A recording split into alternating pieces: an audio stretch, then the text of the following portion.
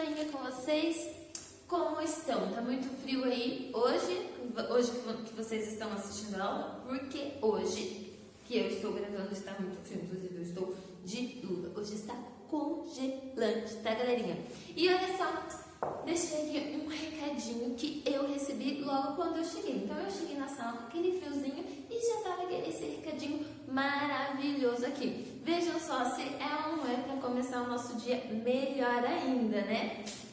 Adorei! Quem será que fez, hein? Quem será que deixou esse recadinho pra mim? Alguém tem um palpite aí? Quem será que foi? Começa com Ni e termina com Na. Então, galera, vamos lá para nossa aula de história, tá? Então, lá na nossa aula anterior, nós estávamos vendo o que? A nova Constituição, né? De 1891, então algumas leis que mudaram. E hoje, o que nós vamos ver? Nós veremos, então, quem participa das eleições hoje em dia, tá certo?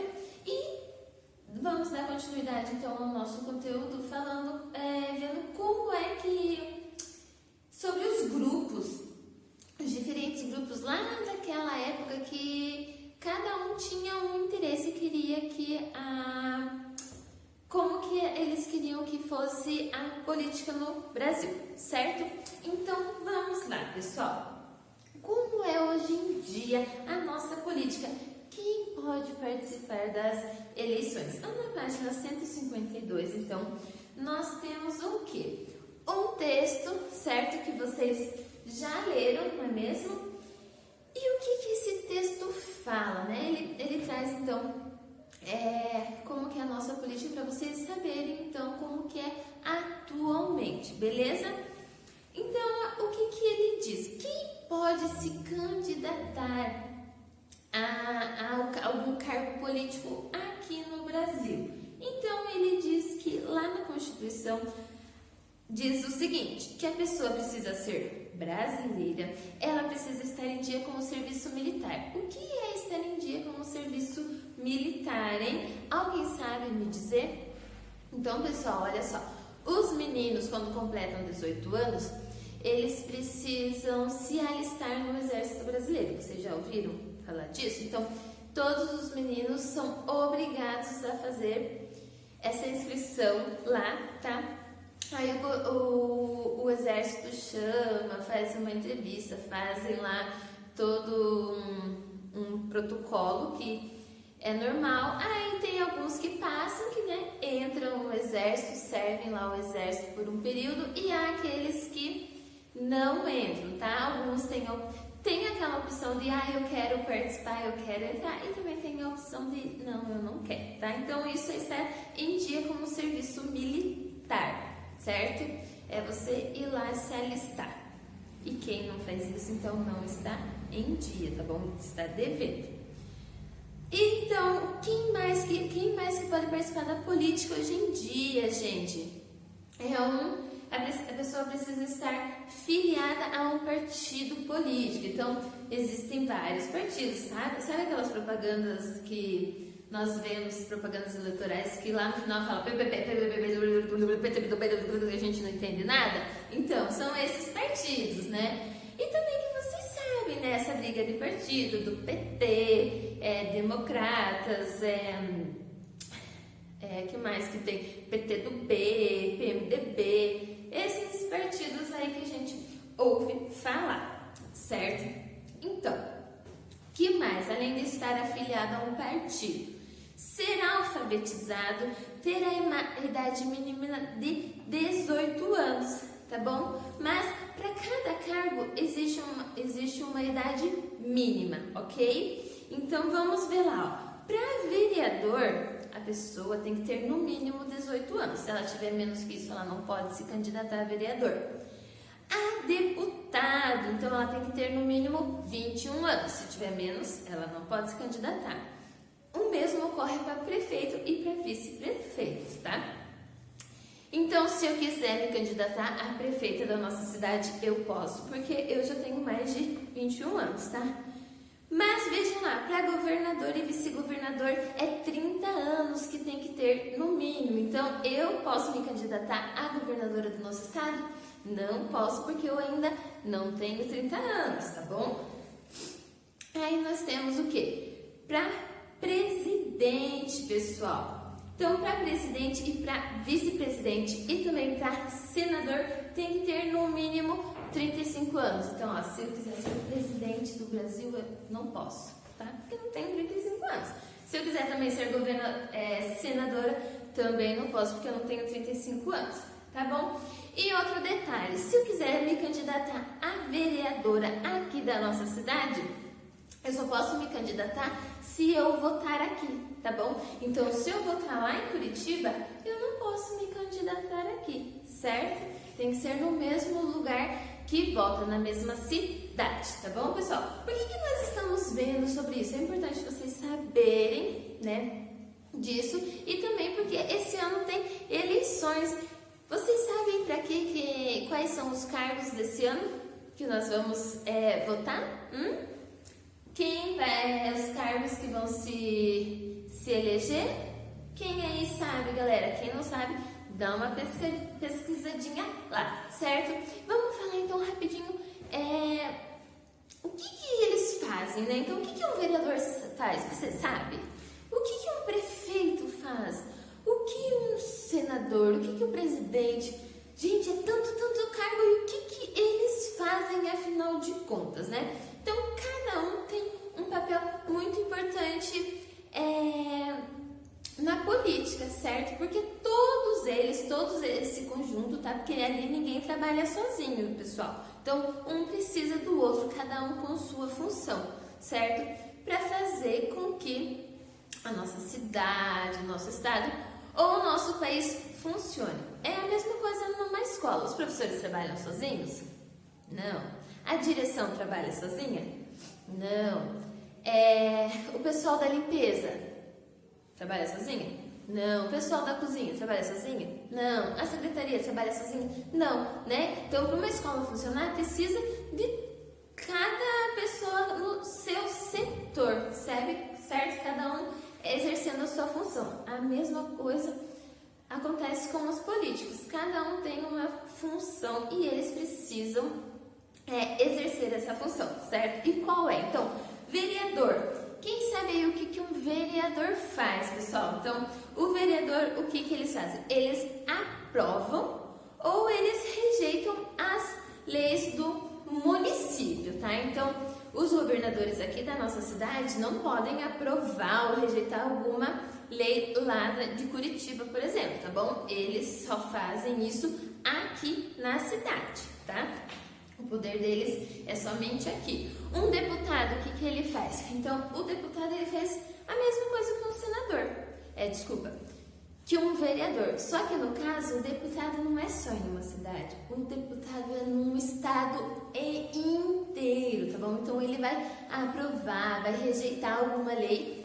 Só que pensando em todo o estado, ele é responsável por todo o estado. E tem também o governador, o deputado federal, que daí ele abrange daí mais o país inteiro, certo? E o outro cargo que nós temos, então, é o senador, né? Então, o senador, né, já que nós falamos sobre o país inteiro, o senador também, a responsabilidade dele é representar o estado, mas no país inteiro, tá bom? E ele também fiscaliza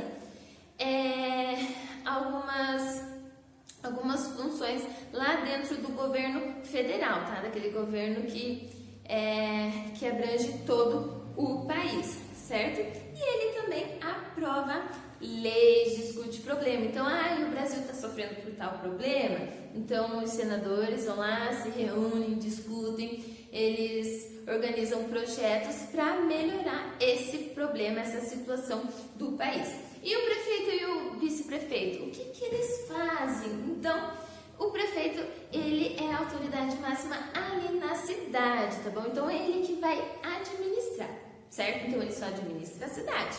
Ele não vai administrar outra cidade, não, tá? Então, as leis que ele determinar, a administração dele, para onde que vai o dinheiro, tudo isso ele vai ver. Ele é responsável ali naquela administração daquela cidade. E o vice, a responsabilidade dele, né? Então, se o prefeito está fora, o vice ocupa aquele cargo no lugar do prefeito, beleza? E o governador? O que o governador faz, pessoal? Então, se o prefeito administra a cidade, o governador, ele administra o estado todo, tá certo?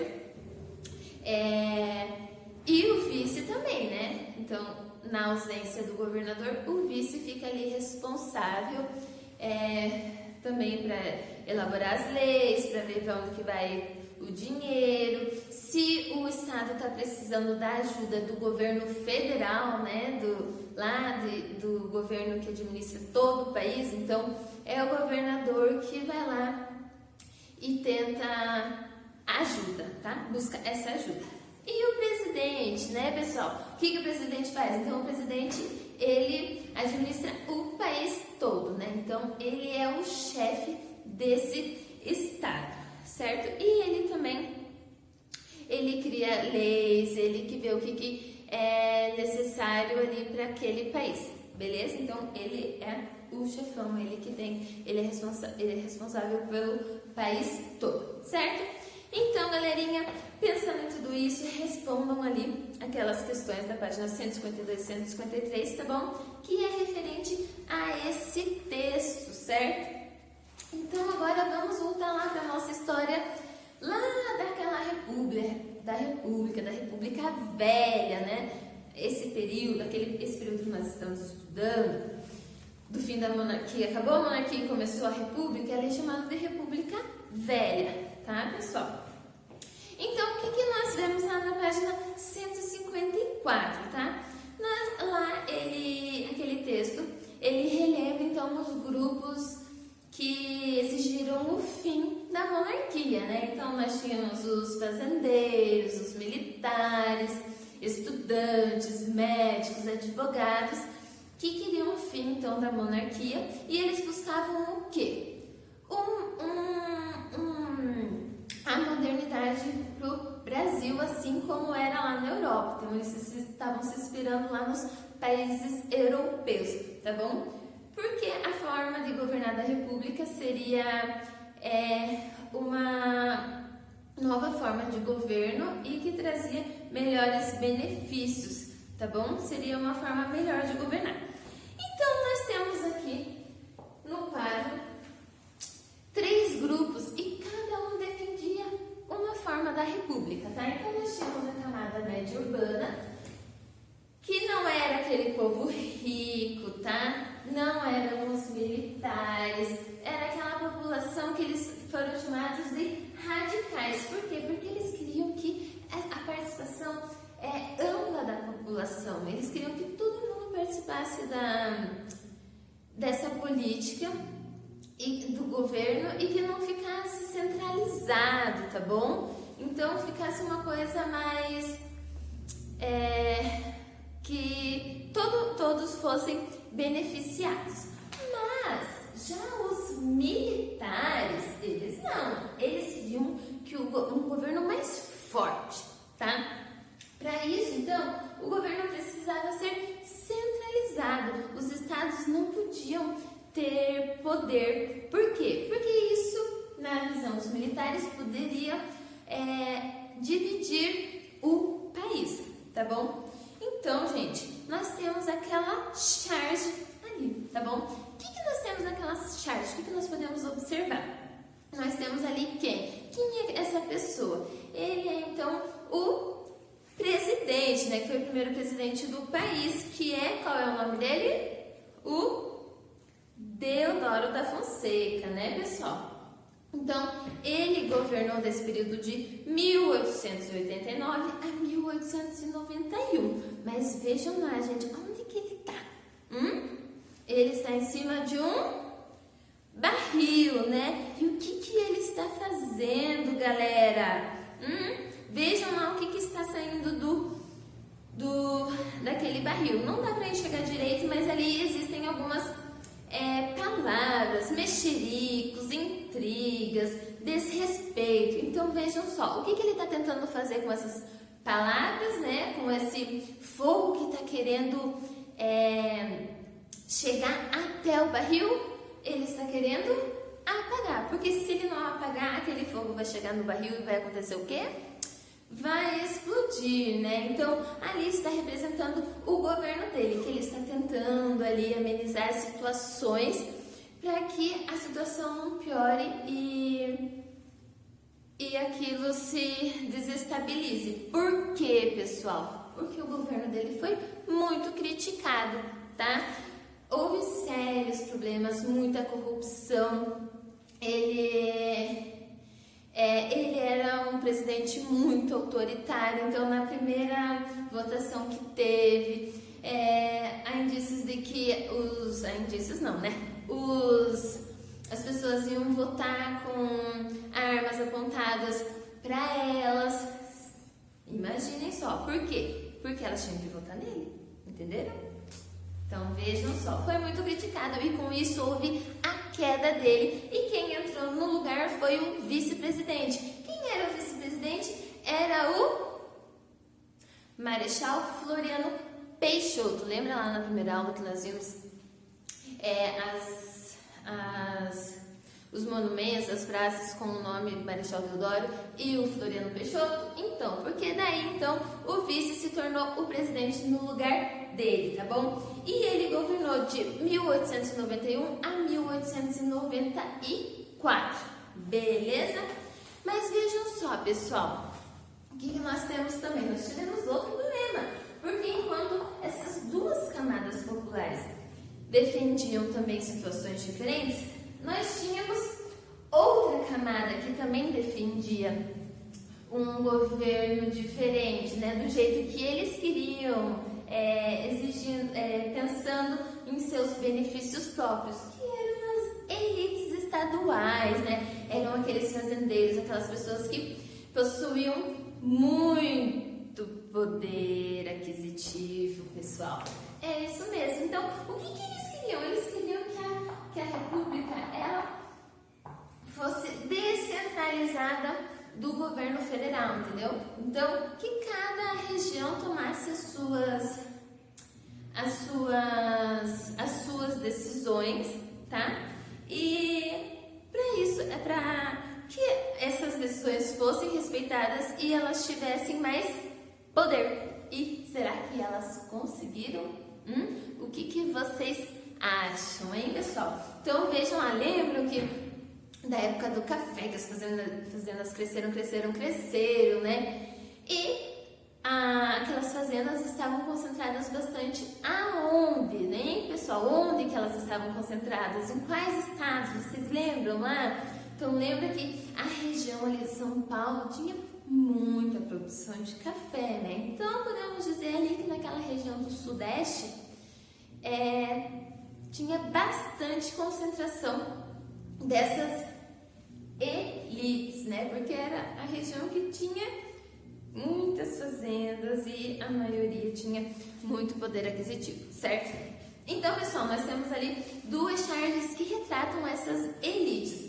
A primeira, então, ali nós temos uma charge que diz assim, bebidas e suas funções morais, né? Então, ali nós temos o exemplo dessa elite se reunindo, tomando cafezinho. Gente, era normal para a época terem essas reuniões, muitas reuniões, porque eles se reuniam lá não para resolver o problema das pessoas, não, eles se reuniam para cada um se enaltecer, sabe? Falar bem de si, das suas posses, por isso que diz e suas funções morais, né? Então, é a mesma coisa que nós nos encontrarmos aqui, eu começar a falar, nossa, eu tenho isso, tenho aquilo, eu ganhei tal grana, certo?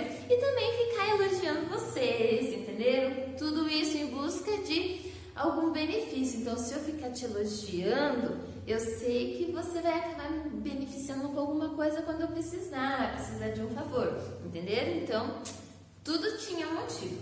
E ali também, na segunda imagem, nós temos uma fotografia, tá, pessoal? O que é essa fotografia? Essa fotografia, então, é da família de Prudente de Moraes, tá bom? Quem foi Prudente de Moraes? Nós vamos ver isso lá na próxima aula, que ele foi, então, o terceiro presidente do Brasil, tá, galera? Então, olha só, nós temos ali dois exemplos de imagem. Uma é uma charge, né, que ela traz humor, traz crítica a esse grupo social das elites. E também nós temos ali aquela foto posada que é representando também essa elite, beleza? Então, galerinha, respondam ali o que vocês acham sobre qual modelo republicano que foi vitorioso ali, tá bom? Se foi esses dos radicais, se foi dos militares ou se foi da elite, tá certo? E na aula que vem, então, nós vamos ver melhor como que ficou essa política do Brasil, beleza? Beijinhos, então, galera, e até a próxima!